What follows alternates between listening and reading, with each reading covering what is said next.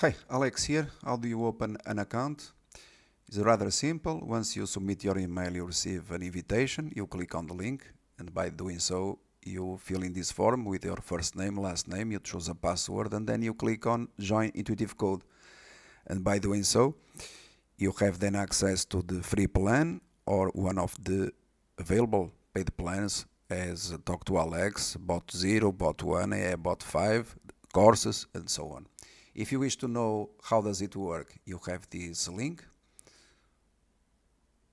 Therein you can chat with us, you can interact with our team, collaborate. You have here examples of features, demos. You have help articles, collaboration tools, user guide. You don't have to pay anything. These are examples. How does it work? And the best, what I suggest is that you create a free account. Or you purchase directly one of our plans. One idea is to start with this one that you have here for small investors. If you wish to learn how does it work, therein you find the demos, tutorials, lessons, and so on, helping you to find your best plan. Thank you.